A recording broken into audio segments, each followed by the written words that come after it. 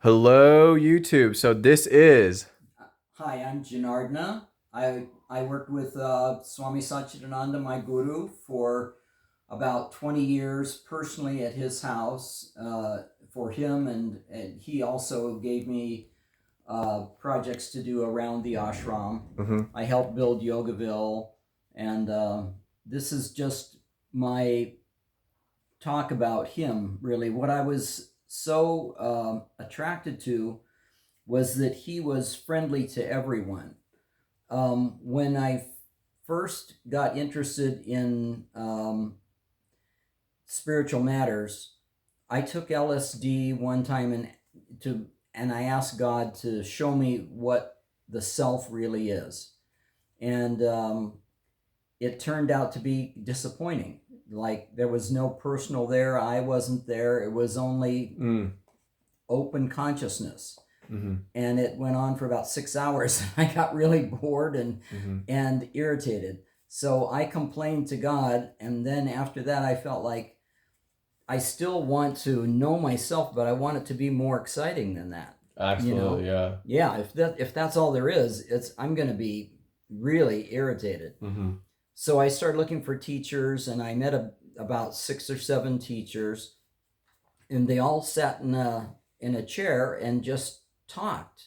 Mhm. So it was too, they were too, they weren't dynamic enough. Right. So I saw a picture of Swami Satchidananda at the Berkeley Integral Yoga Institute, and he looked like a lion in those Yeah. Oh days. yeah, he The did. big black and white I've picture. seen the pictures, yeah. Yeah, so it was a little scary, it was Yeah. like, but wherever I could look, I thought like, he's there. He's all there.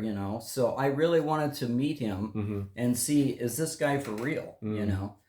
So the first thing was a 10-day silent retreat in Northern California in the woods. Mm. And so I went to this retreat, and he wasn't there for the first few days, but about the third day, they were going to have kriyas, which is uh, drinking salted water and then throwing it out. Mhm.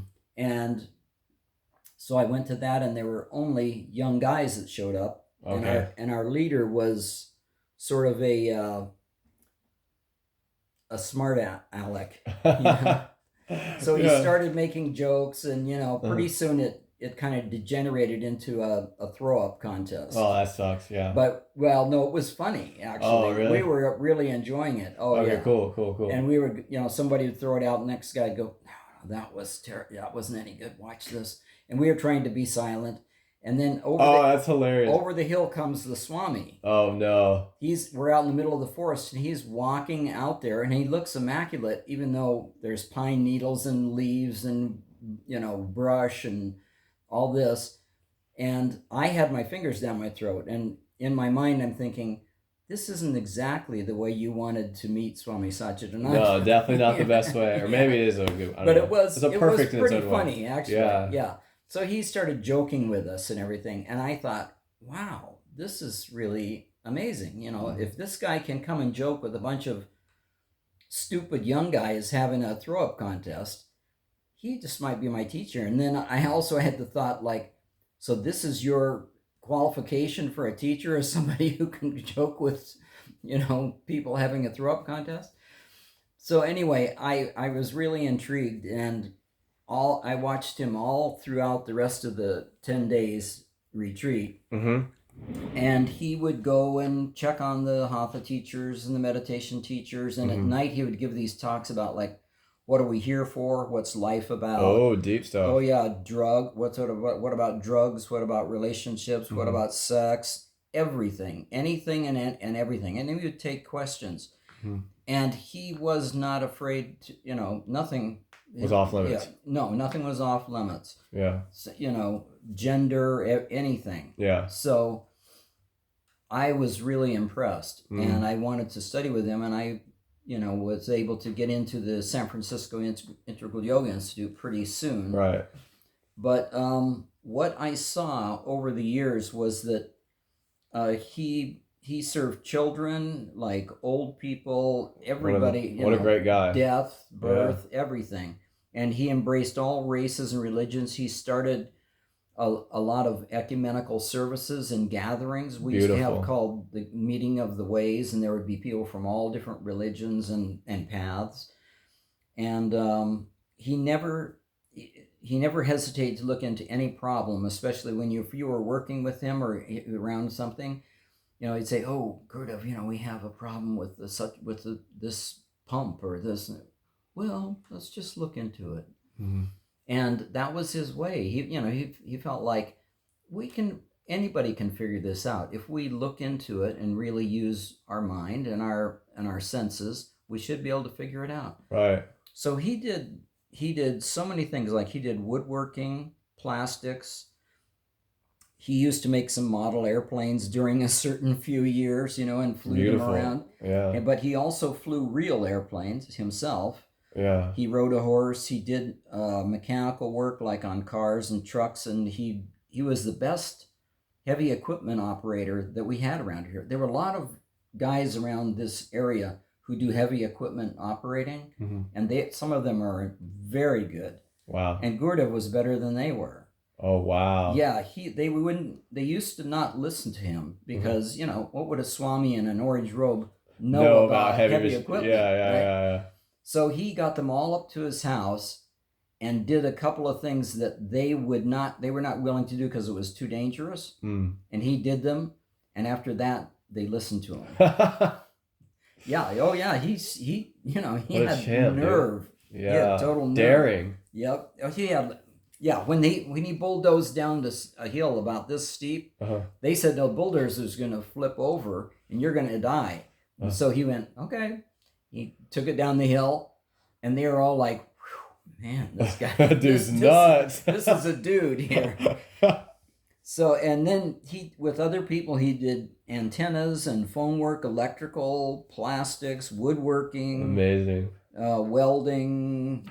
He knew farming and growing herb. He also was an expert in herbal medicine and in homeopathy. He used to be a homeopathic doctor in India. Gurudev? Yeah, he studied with these Shivananda. Well, not at Shivananda Hall. Before he got there, he studied with some herbalists and homeopathy doctors, and he used to go around and give treatments, to people. Wow. And he began functional medicine, which was right in the very beginning with Dean Ornish. Dean Ornish. Yeah, I've heard of Dean Ornish. Yeah. Well, he and Gurdjieff encouraged him, and he and Gurdjieff actually figured out and set up some of the first studies doing that. And they used to do heart programs out in California with the special diet, very low fat diet and all vegetarian, and they would do all the patients would do hatha yoga and pranayama and all that sort of stuff, and they had tremendous results. They had people who went off of 10, 15 medications. That's amazing. And turned their cleared out their arteries and all that sort of stuff. That's beautiful.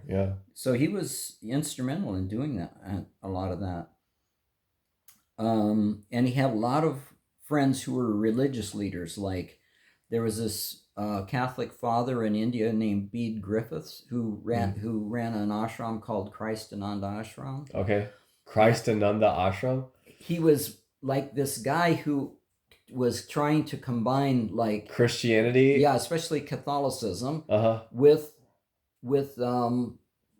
Advaita Vedanta. That's fascinating. And he was in India? Yeah. He had a monastery? He was an English guy who was there. So Gurdjieff was a friend of him. That's amazing, yeah. Yeah, Gurdjieff met a couple of the popes, Dang, okay. Yeah. I didn't know that. And he did programs where he was on a program with the Dalai Lama. And, good for him. And lots of different programs. And so, he was very instrumental in he and Brother David Steindl-Rast, who's a pretty famous Benedictine monk, and Rabbi Gelberman, who is a very open-minded Jewish rabbi, started what they called, I think, the Center for Spiritual Studies, the three of them. So that was like a Hindu, although Gurdjieff called himself an Undu. Yeah. Undo all the stuff that we've gotten in trouble with. And of course, he gave talks and trainings and met people, his devotees all around the world. South America, China, Japan, Taiwan. So he had people. He had centers all over the world. Well, not a lot of them weren't centers, but he would have like. That's a lot of this people. one person said that they were in India Uh-huh. and they ran across a bunch of Chinese people. They were probably Taiwanese, and they heard them chanting Hari Om, and they thought, that's integral yoga, Hari Om. Whoa. So they go over and ask them, and they said, yeah, we're devotees of Swami Satchidananda. That's amazing. And they said, so are we. So they all started chanting Hari Om together. That's trippy, man. Yeah. I didn't know he was so big. I didn't know. It's amazing. I had not heard of Satchidananda Yeah. until probably 6 months ago. Never heard of him. He was much more known in the 60s, 70s. He was the Woodstock guru. Right? I know. I didn't. But I was a hippie. I was a hippie in my as hippie as you can be at this time in my 20s. I watched videos of Woodstock and stuff. I never knew that he was the Woodstock guru though. I never knew that an Indian guy opened Woodstock. But did you? Oh yeah, you never saw one where he was speaking to open? Yeah, I never saw that until 5 months ago. It's not on a lot of Woodstock stuff. I don't think. That's amazing. I wonder why. Yeah. Whatever. Well, sorry. Okay, continue. I'm sorry. No. That's I enjoy all your inputs. And he also put out many tapes and CDs, and they made all sorts of collections of his, him teaching Hatha Yoga and Raja Yoga and meditation and all these things. So he also did analog and digital photography. He was quite a good photographer. Analog. That's like a dark room, like those old ones, right? Yeah, with film. Oh man, that's back in the day. Well, in your day, it's back there. In my day, that's all there was. Yeah. It wasn't, until I don't even know when digital photography started. Actually, I think I was like 7 years old when we switched over. So I think it was like 1997 or something. Yeah. So in my life, it was a big deal. And at first, they go, oh, we have a 2-pixel camera. Yeah. 2 megapixel camera. Now we have a 4 megapixel camera. Yeah. Now what are they? I think it's I don't know. This is I don't know. That's a good question. I'll look into it. I think that's probably 20 or 30. Some. And it's the size of your hand. Like it's this. amazing. Yeah, the first ones are like this. It's huge. All right, continue. I'm sorry. All right, no, that's good. We're doing good. So he did. He learned computer. And he had a guy come up and teach him, about the computer and emails, and he did a lot of emailing and everything. Okay. And he used to, for years, he did trips to India and all around the world actually, and a lot of devotees would go with him. Amazing. So he did a lot of that, and let's see. He just was really a highly conscious example of how to live. That he could. That was beautiful. Yeah, he burned all of his devotees. He would work on their ego. Like here at the ashram, he would go around to for years he used to go around to every department and all the people in every department, and he would always praise them for what they've done and then offer the next step to what they can do better or something. What could be done better. Right. And that that was my biggest lesson with him, really, was that I got tired of him never seeming to be satisfied, right? You got annoyed with it.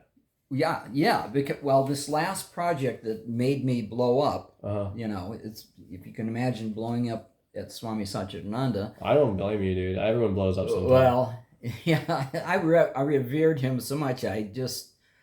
I couldn't believe that this was happening, but I think that he orchestrated the whole thing for my benefit. Okay. So I did this huge project, took about a month, which was outside, and it was very hot in those days. It used to get up to 100 degrees. Oh, yeah. I'm working in just a bathing suit because it's so darn hot on this waterfall. And then the very last day, I'm so wiped out, I can't figure out what it is I need to do to finish it.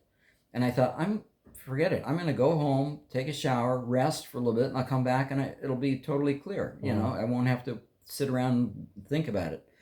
Just then, Gurdev comes out of his door over the waterfall because he knows exactly what's going on and when to come out, and so he came out at just the right time. And he goes, "Oh, Janardana, this is so nice. There's only one thing left to do, and it's that little bit of gravel right where you're sitting."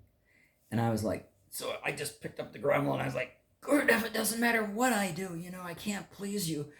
I could die here and you wouldn't care. You'd just be interested in the next thing. He said, you can't, don't talk to me like that. Leave the compound.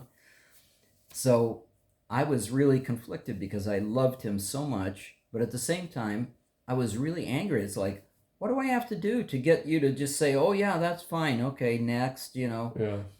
So I walked up and down the Lotus Road, which is pretty steep, for continuously for about 2 days to burn off my anger because I was pretty angry. And at the end of the second day, he's up in his white 59 caddy with the top down and about 30 devotees, 30 ashramites around him, all talking to him and everything.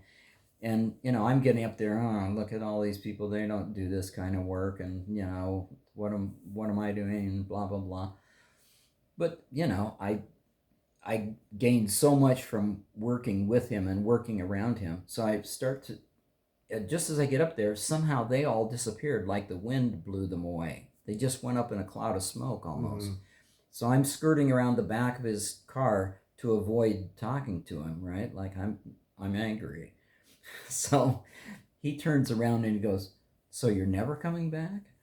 And I said, Gurdev, I can't handle it. I can never please you. And he said, you never will please me.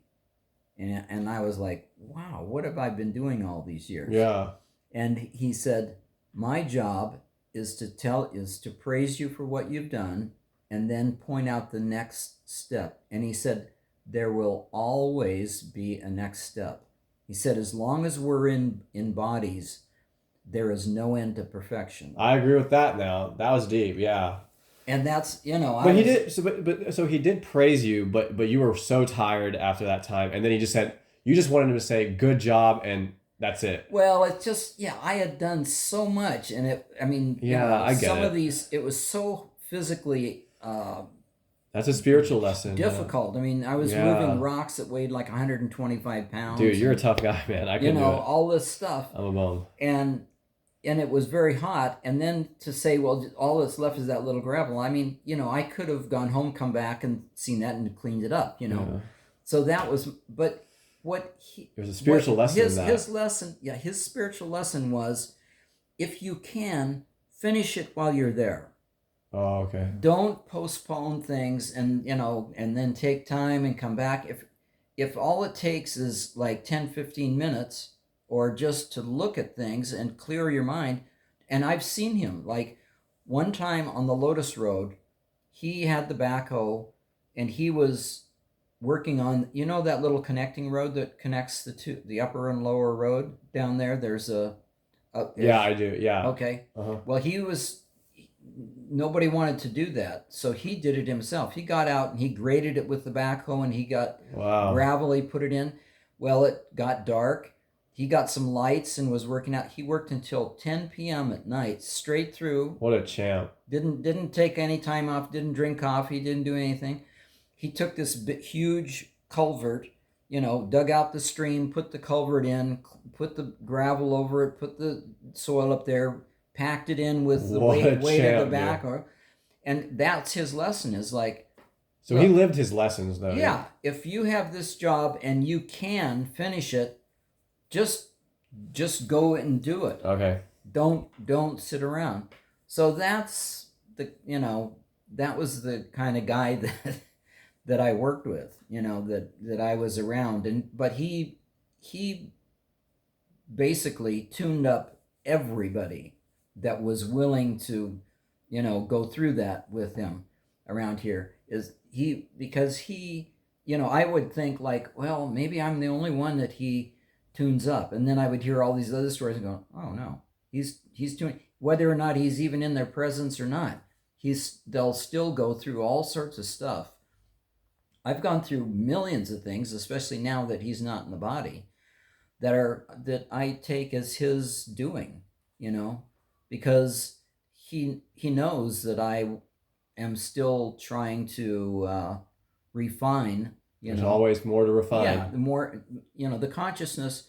Like I'm in awareness maybe 70% of the time. Right. Well, there's 30% still left to go, and he was in it 100% of the time with the conscious. Like he said, if your vision is wide enough, you can see the past, present, and future all at the same time. And I was like, okay, it's going to take me a while to get to that point, right? I mean, that kind of consciousness, I can't even imagine. I can't. So like, let me just like throw in like so I've been really interested with Satchidananda. Let me put myself in. So I've been interested with Satchidananda in the sense that ever since I've come here, I've been having these moments of like really positive energy, really positive energy. Yeah, you said that. And I don't know what that means. Like you should point that at yourself, I think. I don't know what that means because ever since that, so it's just been this weird progression of like, okay, I had a spiritual experience in my early 20s and I'm trying to figure it out. And then I connected with the Ramakrishna order and I felt the positive energy there, like with Sri Ramakrishna and them. But I was still like, there's still a lot going on. Then I went homeless, did a bunch of psychedelics when I was homeless. But when you said there was a lot of stuff going on at that time, what do you mean with the Ramakrishna mission? Internally, like in terms of my spiritual progress. You didn't know what you were doing, or I didn't know who I was. I didn't. Right. There's something going on. What am I doing in life? Is that the question? Yeah, that was partially there. Okay, yes, definitely. Well, we all have that pretty much. Yeah, but it was also like I was having trouble connecting to like the deeper part of myself, awareness, as you could say, right? Oh, okay. Even with the Ramakrishna mission people? Yeah, I would say. So there's this weird thing that's going on. It's like every now and then I experience really profound states of happiness, super blissful but really a lot of happiness, right? Yeah. And then I come out of those states, and I don't know. It's like I feel like I'm connecting with these beings. Mm-hmm. Like I feel like I'm connecting with Satchidananda, and so then I went through this homeless phase, did a bunch of psychedelics, came out of it, and somehow Googled Yogaville, found Yogaville, and now that I've been here, like the positive energy is much more palpable in me, right? So I feel like this like field of like energy, and I feel like Satchidananda is like fundamentally connected to that field of energy. You know what I'm saying? Like, well, it's his it's his ashram. Yeah. And he's my take on it is that you came here, and for this you basically came here to have him work on you. Yeah. And he's happy to do that.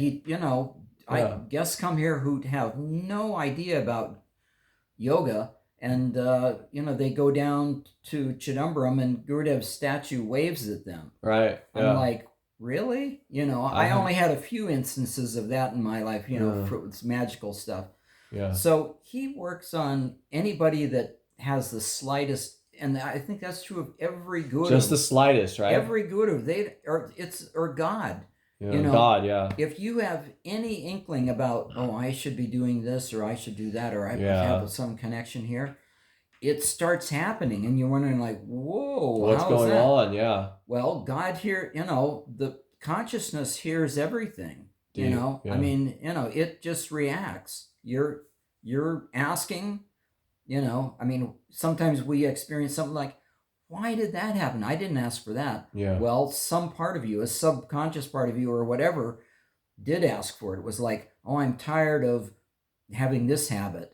And then all of a sudden, you can't get the cigarettes anymore. Yeah, no, oh yeah, that's been happening to me too. Oh, really? Yeah. So everyone knows, like recently I did some psychedelics and some pot and stuff, but then like somehow they just started disappearing around me. So really? I stopped doing the psychedelics at least, yeah. Well, that's what I mean. It's no mistake. It's not a mistake. Yeah. It's your higher nature has called that in. Yeah. And your lower nature is going like, hey, I still would like to do a little of this. Yeah. So it does, yeah. Everybody goes through that. Everybody. whether you're an ashram or not. I mean, if the person is evolving, that those kind of things are going to happen. They're going to have those, problems of the lower self and the higher self. And there's like a conflict, and there's also like this, but there's a general, I feel like there's like a in between thing where you're kind of transforming into the higher self, and the lower self gets weaker and weaker. Mm-hmm.